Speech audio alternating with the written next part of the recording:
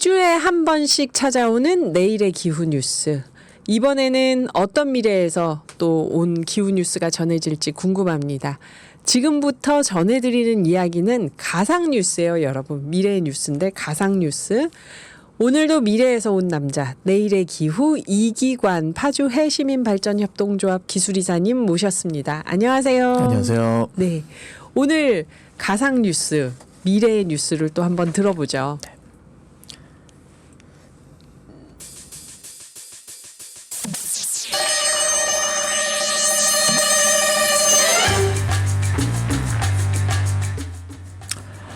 속보입니다. 보험사발 경제위기 인슈런. 2036년 4월 5일 블랙 먼데이 이후 일주일간 계속해서 주가가 일평균 5% 이상씩 떨어지는 급락 국면에 접어들고 있습니다. 1979년 석유파동, 1998년 IMF 위기, 2010년 리먼 사태, 2020년 팬데믹 위기에 이어 우리가 기억하는 5번째 금융위기가 본격화된 것으로 보입니다.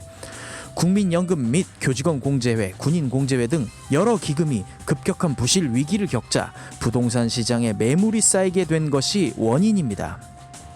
세계은행과 재보험사들이 발행한 기후위기 채권, 캣본드는 물론이고 이를 모방하여 증권사가 출시한 보험연계 상품이 원금 손실 조건을 충족하여서 각 증권사의 부실 판매 분쟁이 갑자기 늘어나게 된 것입니다.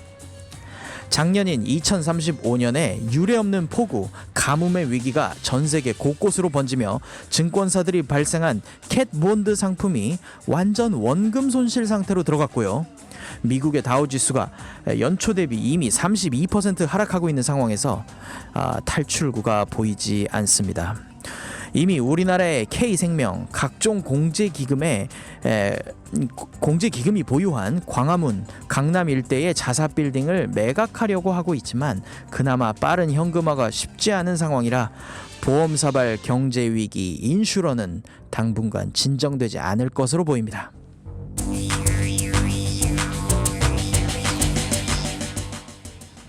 네, 여러분 뉴스 들어보니까 어떠신가요? 좀 어렵죠. 그래서 제가 좀 여쭤보겠습니다.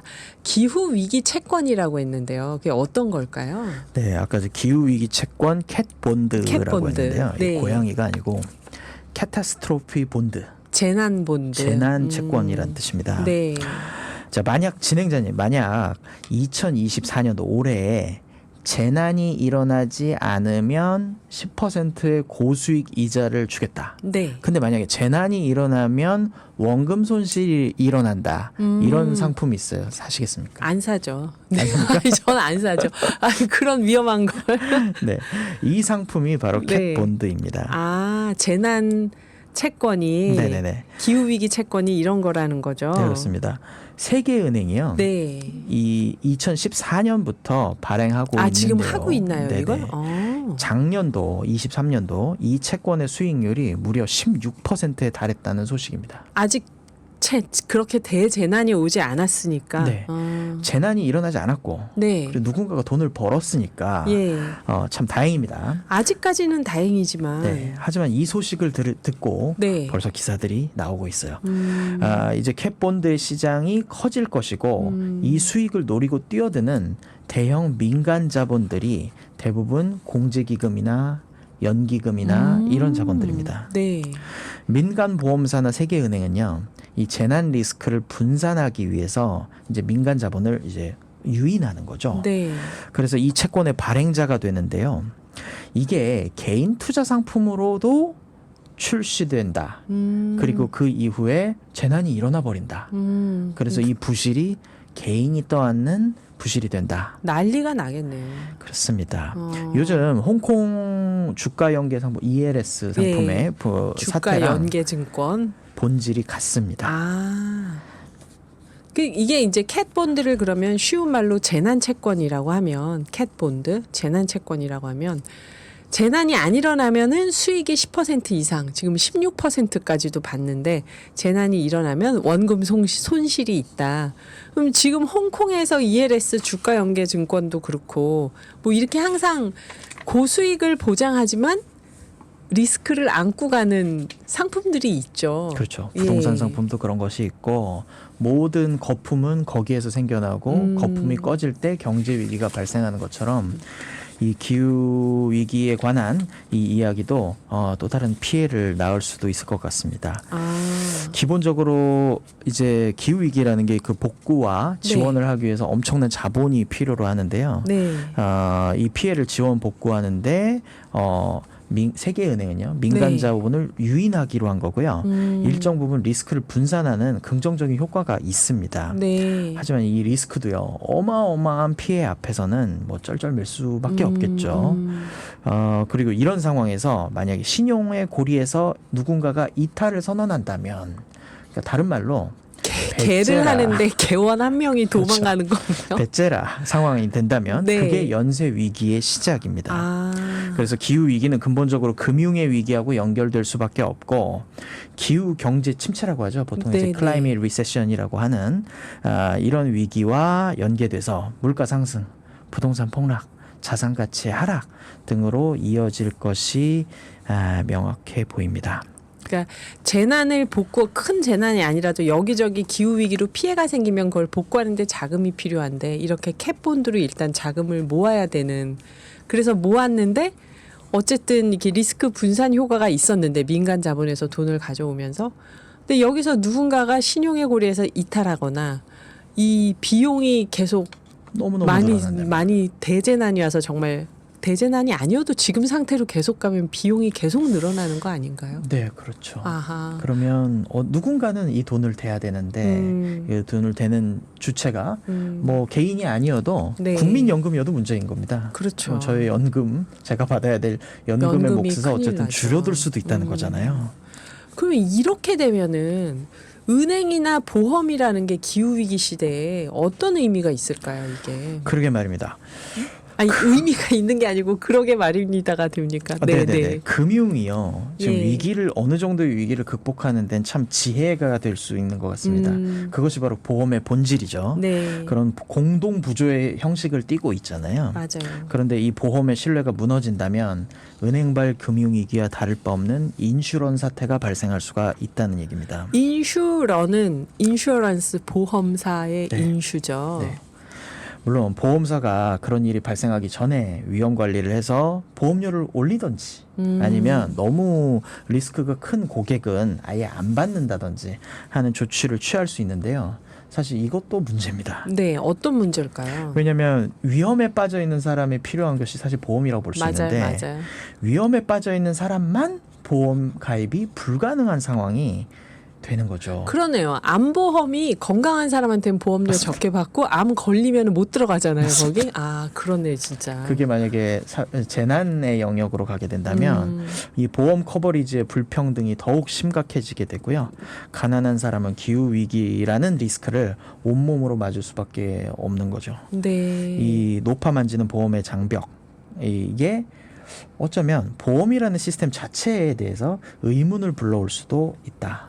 기후위기 시대에 뭔가 이 재난에 대비하는 보험을 들려고 하는데 거기는 수해 자주 일어나는 지역이네요. 이러면 못 들어가는 거고. 그렇죠.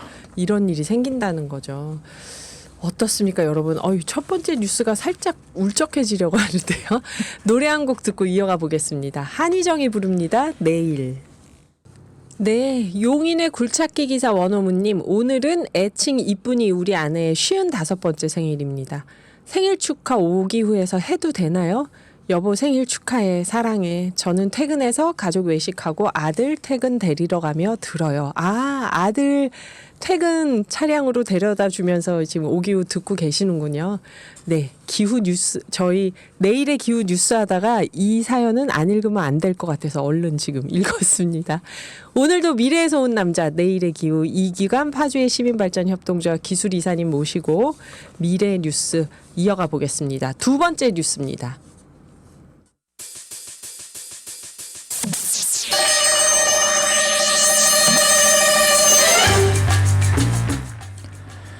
재활용 뉴스입니다. 플라스틱 아스팔트 도로를 달린다. 전기차 보급이 늘어나면서 폐점 많은 주유소들이 하나 둘씩 늘어나는 가운데 석유 수입량도 2030년대에 들어 연간 2%에서 3%씩 꾸준히 줄어가고 있습니다. 한편 석유 반입이 줄자 석유화학 제품의 원재료 가격이 상승하는 원인이 되고 있는데요. 플라스틱, 비닐, 아스팔트 같은 것들의 가격이 더 이상 저렴하지 않게 되자 폐플라스틱의 재처리 시장이 거꾸로 열리고 있습니다. 그동안 재활용하지 못했던 것들을 매립하거나 소각했었던 플라스틱 재처리 시장이요. 이제 열분해 유화 작업, 어렵습니다. 즉 녹여서 다시 기름으로 만들어내는 공장이 늘어나고 있는 것입니다. 심지어는 해안에 버려진 오래된 하등품의 비닐, 플라스틱류의 물질도 수거해서요. 다시 기름으로 만드는 기술은요. 그동안 기술은 있으나 가격 경쟁력에서 뒤처져 있었는데 에너지 전환이 가속화되자 역설적으로 폐플라스틱 재활용이 더욱 경제성을 얻게 되었습니다. 에코팔트의 김성대 연구원은 폐플라스틱 기름을 활용한 아스팔트는 비온 뒤 생기는 포트홀 현상이 거의 발생하지 않아 유지 보수 비용을 생각하면 더욱 경제적이라고 자랑했습니다.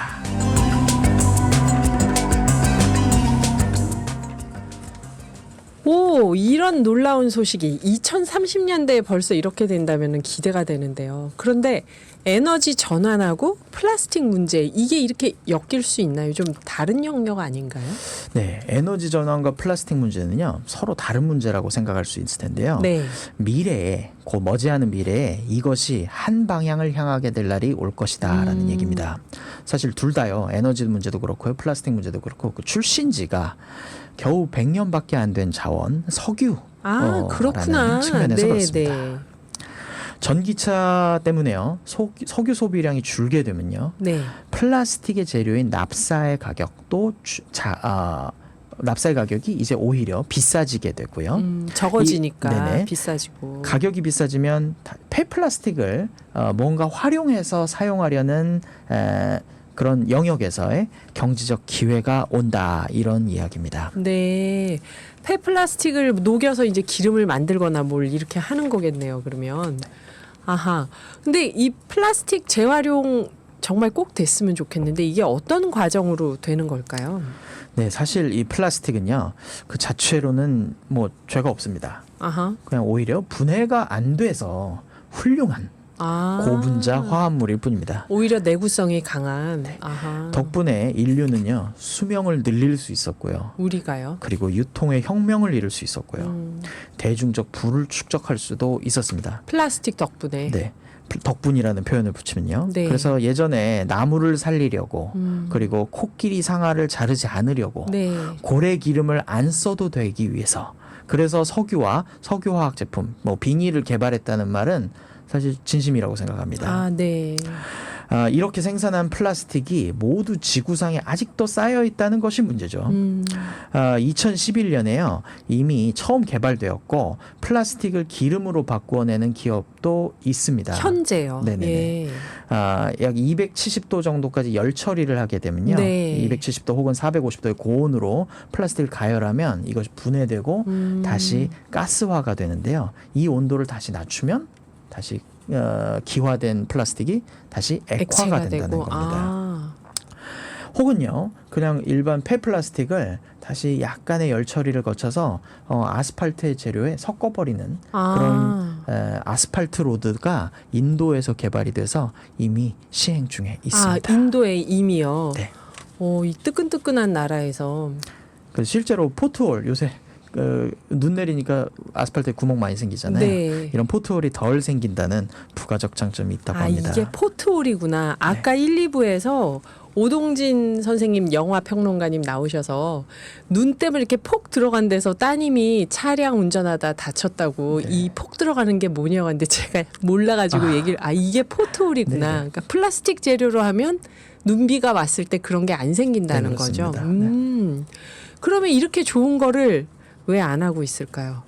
이 한 가지 궁금한 건 플라스틱을 녹여서 다시 그렇게 석유 비슷하게 사용할 수 있게 되면 이 과정에서 탄소 배출은 없는 건가요? 있습니다. 있습니까? 네. 왜냐하면 다시 기름으로 만든 거고 음. 다시 한번 그것을 태우게 되면 그것이 또한 탄소 배출이고요. 네. 그리고 그러기 전에 이걸 열 처리를 통해서 만든다면 그 또한 그 과정에서 탄소 배출이 생기게 되는 거죠. 그래서 사실은 플라스틱은 재활용이 아니라 재사용, 재사용. 있는 그대로 재사용하는 것이 가장 좋은 솔루션이겠죠. 아, 네. 사용하고 사용하고. 그런데 그 이후에도 다시 처리 못하는 부분이 분명히 존재할 거고요. 네. 그때 재가공으로 들어가서 열을 가해서 다시 재가공해서 사용한다. 2차 부산물로 쓴다는 거죠. 어떤 때는 기름으로, 네. 어떤 때는 뭐 펠릿 같은 걸로 만들어서 아스팔트 재료로 조각을 다시 만들어서 쓸 수도 있을 네. 거고요. 근데 어쨌든 기름이 나오잖아요. 이 기름을 태우는 연소라는 활동이 지금처럼 미래에는요 80억 명 인구가 모두 각자의 집에서 모두의 차에서 하는 것이 아니라 네. 어떤 특수한 분야에서 제한적으로 이루어지는 활동이 될 것입니다. 기후 위기에 탄소 절감을 하다 보면 그런 상황까지 갈 것이다. 하나는 낙관적이고 그 보험회사가 지금 어떻게 되냐 얘기는 좀 마음이 무거운 주제였는데요. 내일의 기후, 오늘도 미래에서 온 남자, 이기관 파주의 시민발전협동조합 기술이사님이 미래의 가상뉴스 알려주셨습니다. 감사합니다. 네, 감사합니다. 네.